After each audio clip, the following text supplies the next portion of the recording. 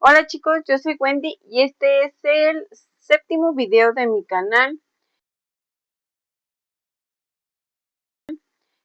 Como les había dicho en el video anterior, les voy a contar 3 historias acerca de los personajes de Krampus, Grilla y la diosa Persta. Les recuerdo que en el anterior video hablé un poco sobre ellos, de lo que hacían y cómo eran. Y como primer leyenda tenemos a Krampus. El viento aullaba como un espíritu hambriento, azotando los pequeños cristales de la ventana de la cabaña. Una fina capa de nieve se acumulaba ya sobre el techo, y el resplandor cálido de la chimenea proyectaba sombras danzantes por la habitación. En el interior, los niños de la familia se acurrucaban alrededor del fuego, sus ojos muy abiertos y llenos de mezcla de miedo y emoción. ¿Estás segura de que existe, abuela?, preguntó la pequeña Sofía, su voz apenas un ligero susurro. La abuela, con su rostro arrugado y ojos astutos, sonrió misteriosamente. En los viejos tiempos sí, cuando los niños no se portaban bien, y no solo en Navidad. Él venía por ellos. Krampus aparecía. Se hizo un silencio, roto solo por el crepilar de la leña. La abuela continuó, su voz bajando a un tono grave. Krampus es la sombra de San Nicolás. Mientras San Nicolás recompensa a los buenos, Krampus castiga a los traviesos. No con carbón, no. Él viene con cadenas, abrojos y una canasta en la espalda. Y los niños nunca los regresa de nuevo a su casa. Esa noche, los niños se fueron a la cama, con el corazón latiendo con fuerza. Jaciel, el mayor de los hermanos, intentó parecer valiente, pero incluso él sintió un escalofrío al pensar en las historias que hablaban de Krampus. Habían sido un poco traviesos ese año. Pequeñas mentiras, discusiones con los vecinos, y Jaciel incluso había robado una manzana de la canasta de su madre. Cosas pequeñas, pensó. Cosas que los padres perdonan. Pero Krampus no es un padre. En las profundidades de la noche, un sonido metálico los despertó a todos. Era débil al principio, como un tintineo distante, pero se acercaba, poco a poco. Clac, clac, clac. Sonaban como cadenas arrastradas por la nieve. Luego, un resonante gruñido que hizo vibrar los vidrios de las ventanas de la casa. Sofía se acurrucó bajo las sábanas, temblando incontrolablemente. Jaciel se levantó sigilosamente y miró por la ventana. Lo que vio lo heló hasta la médula. Ahí, abajo de la pálida luz de la luna, una figura oscura y bestial se alzaba. Tenía cuernos retorcidos que perforaban el mismo cielo nocturno, un pelaje áspero y oscuro, una larga lengua puntiaguda que sobresalía de su boca llena de colmillos. Sus ojos brillaban con un rojo infernal. En una mano sostenía un fajo de ramas de abedul y en la otra arrastraba cadenas pesadas. En su espalda una canasta de mimbre, lo suficientemente grande como para llevar a un niño. Jaciel retrocedió, tropezando con una silla. El sonido pareció alertar a la criatura, que giró su cabeza bruscamente hacia la ventana de la cabaña. Los ojos rojos se fijaron en él. Entonces, con una fuerza increíble, Krampus rompió la puerta de madera de la cabaña. El sonido fue ensordecedor. Entró en la habitación, su enorme figura llenando el umbral. El aire se volvió frío y denso, con un olor a azufre y humedad. La abuela, que había estado orando en voz baja, se levantó con un candelabro en la mano, susurrando antiguas protecciones, pero la bestia lo ignoró. Sus ojos escanearon la habitación buscando a sus víctimas. Se detuvo su vista en Sofía, que estaba temblando debajo de las sábanas. Luego se acercó a Jaciel, quien se había paralizado del miedo. Los abrojos en su mano se agitaron y un sonido gutural salió de su garganta. ¡No! Gritó la abuela interponiéndose. Pero Krampus la apartó con un movimiento brusco, lanzándola contra la pared. Entonces agarró a Jaciel por el cuello de su camisa. El chico luchó, pataleando, gritando, pero la fuerza de la criatura era sobrehumana. Con un movimiento rápido, Krampus lo metió en la canasta de mimbre en su espalda. Jaciel gritó por su hermana, por su abuela, pero el sonido se ahogó mientras la canasta se cerraba. Luego, la bestia se acercó a Sofía. La niña, con lágrimas corriendo por sus mejillas, solo pudo mirarlo. La abuela, tratando de recuperarse, se arrastró hacia Krampus, rogándole y pidiéndole piedad. Pero el monstruo no escuchaba ruegos ni rezos. Estaba ahí por los traviesos y los llevaría consigo. Krampus levantó a Sofía, sus ojos rojos fijos en ella. La niña no pudo hacer nada más que cerrar los ojos y esperar lo inevitable. En ese momento se escuchó un fuerte golpe en la puerta. Krampus se detuvo. Parecía un sonido imposible, en la inmensidad de la noche nevada. Un suave y melodioso tintineo de campana. Krampus gruñó, un sonido de pura frustración y rabia. Se dio la vuelta y lanzó a Sofía al suelo. Con un último rugido, la bestia corrió hacia la puerta rota, desapareciendo en la oscuridad de la noche, las cadenas tintineando a medida que se alejaba. La abuela se acercó a Sofía, abrazándola fuertemente para consolarla. El silencio se cernió sobre la cabaña, solo roto por el llanto de la niña, pues Jaciel se había ido. Afuera, bajo la luna, no había rostro de Krampus, solo las pisadas profundas en la nieve y el leve sonido de las campanas, que se desvanecían en la distancia. Una promesa de que a veces la bondad aún podía luchar contra la oscuridad. Pero la familia nunca olvidó la noche que Krampus vino por uno de los suyos. Y cada año, cuando el viento aúlla y la nieve cae, recuerdan la lección de que hay algunas travesuras que nunca, nunca deben cometerse. Se llevó a Jaciel. Bueno, como leyenda, ¡ay, pobrecito Jaciel! Bueno, como número 2 tenemos una historia de Grilla y los Yule Lads.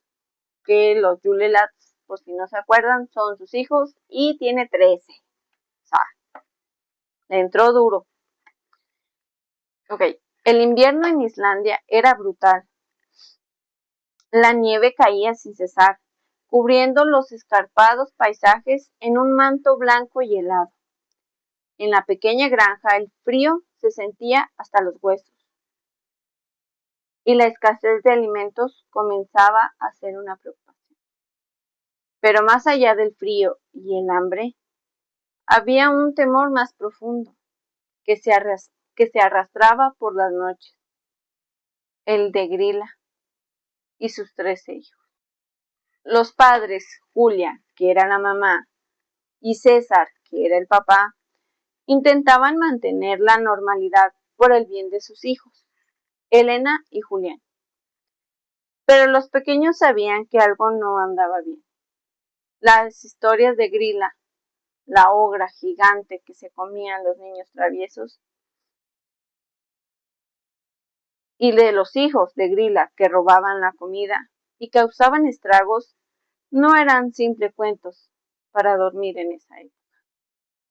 Una noche, mientras una tormenta de nieve rugía afuera, Julia, la mamá, notó que la olla de la sopa estaba extrañamente vacía. No podía ser. La había llenado esa misma tarde. Miró a sus hijos que estaban sentados en silencio junto al fuego. Elena, la mayor, tenía los ojos pegados a las llamas, pero el pequeño Julián evitó su mirada. ¿Julián? Preguntó Julia con suavidad. ¿Sabes algo de la sopa? El niño balbuceó. Su rostro se puso rojo. Yo solo probé un poco, mamá. Pero luego desapareció. César, que era el papá, que se encontraba afilando un cuchillo, dejó de hacerlo y dijo, esto no es un juego, Julián. La comida es escasa. Elena, la hermana, intervino. Papá, mamá, creo que fue Potaskefield, el robaollas. Uno de los 13 hijos de Grilla.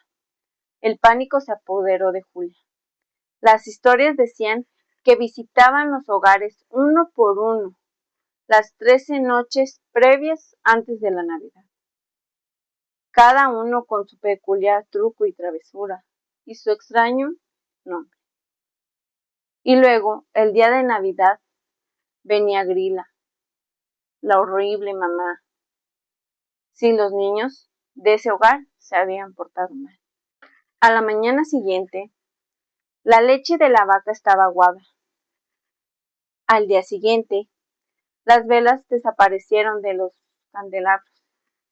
Luego, las salchichas de la despensa. Era evidente que los 13 estaban llegando, uno tras otro. Kertasníker, robavelas. Bugnakerlir, roba salchichas. Cada vez que algo desaparecía, César tenía una excusa. O Julia, señalaba a uno de los 13 diferentes. Los padres estaban exhaustos y frustrados, cada vez más asustados. Llegó la noche del 24, la Nochebuena. Todo a la víspera de Grilla. Ellos no se habían portado bien. No solo los pequeños, incluso los padres habían discutido y se habían quejado en voz alta sobre su mala suerte. Una tormenta de nieve feroz azotaba la granja ese día. El viento aullaba como un lamento. De repente, un golpe aterrador sacudió la casa. No era la puerta. Era como si algo gigante hubiera chocado contra el tejado. Un escalofrío recorrió a la familia. Grilla, susurró Julián, aferrándose a su madre. Se hizo un silencio sepulcral, solo roto por el rugido del viento.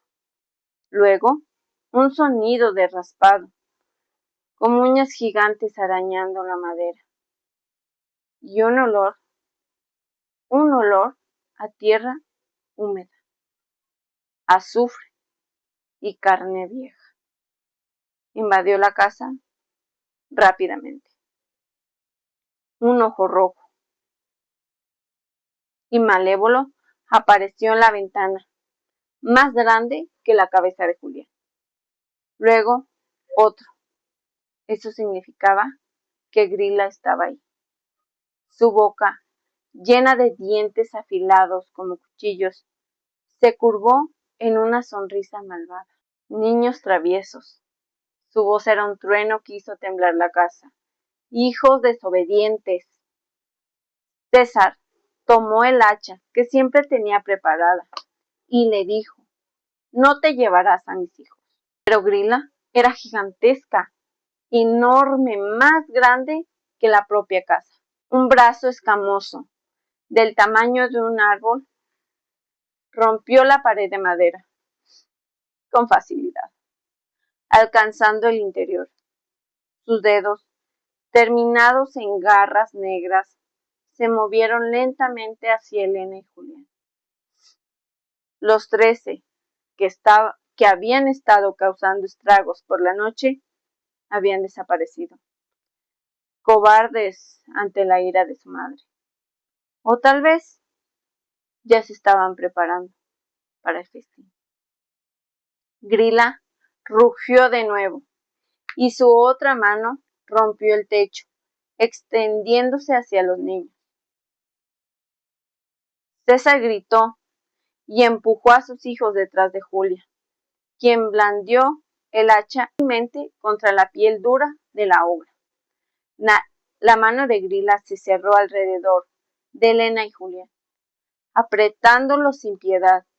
Sus gritos fueron ahogados por el gruñido gutural de la obra.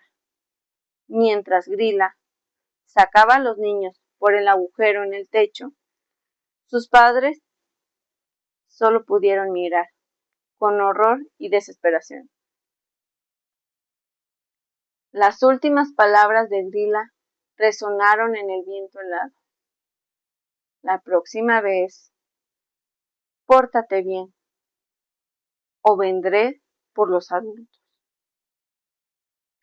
La granja quedó en ruinas, el viento silbando a través de los agujeros.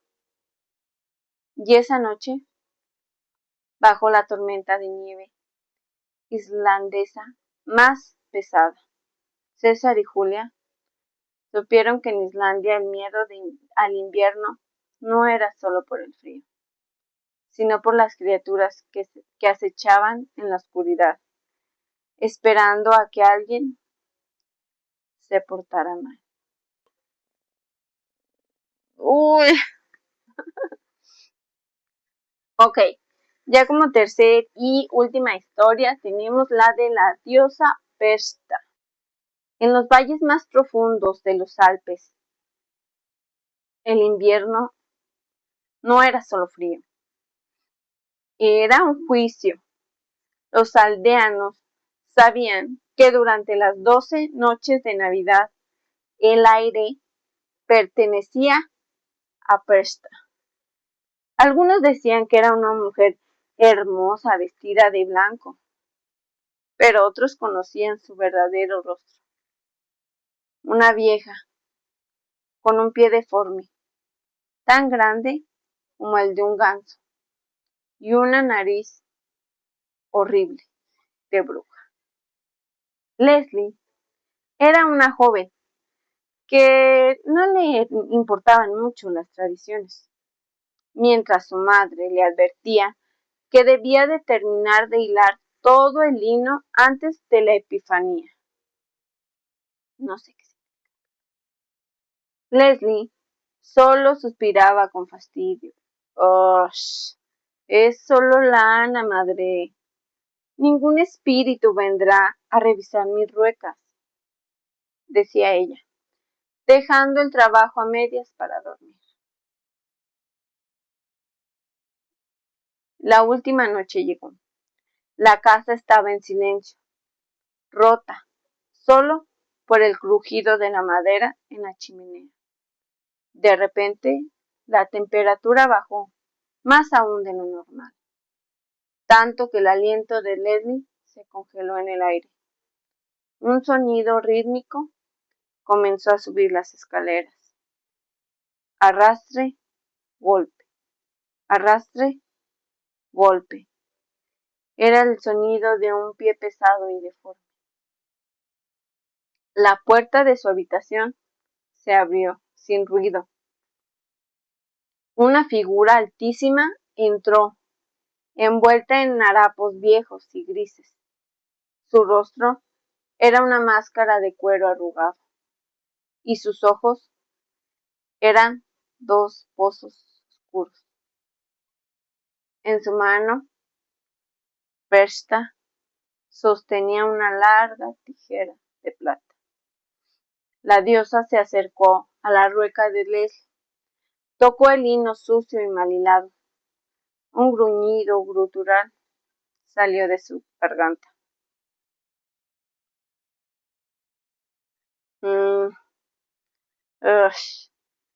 Trabajo sucio para una lengua muy hocicona, susurró la criatura. Leslie, paralizada por el terror, no pudo gritar cuando Pershta levantó su pesado pie y lo posó sobre su pecho, aplastándola sin permitirle la entrada del aire. La diosa no buscaba oraciones, buscaba orbe y diligencia. Con una velocidad inhumana, Pershta sacó un cuchillo de piedra de sus ropas. En la mañana siguiente, la madre de Leslie entró a la habitación. La rueca estaba vacía, el suelo estaba cubierto de una extraña paja roja. En la cama, Leslie yacía pálida y dormida. Pero cuando la madre retiró la manta, soltó un alarido. El vientre de la joven había sido abierto y rellenado con paja y piedras, y vuelto a coser con hilos de lino tan finos que parecían seda. Leslie estaba viva,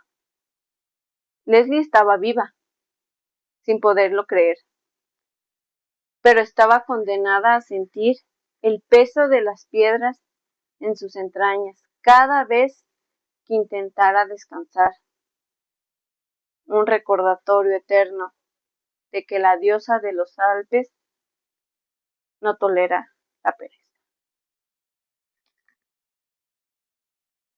Como ven, ¿qué les pareció? Estuvieron muy buenas. Pobrecitos los niños, pobrecito de Jaciel y de Elena y Julián que se los llevaron. Bueno, platíquenme, díganme, ¿les gustó o no les gustó?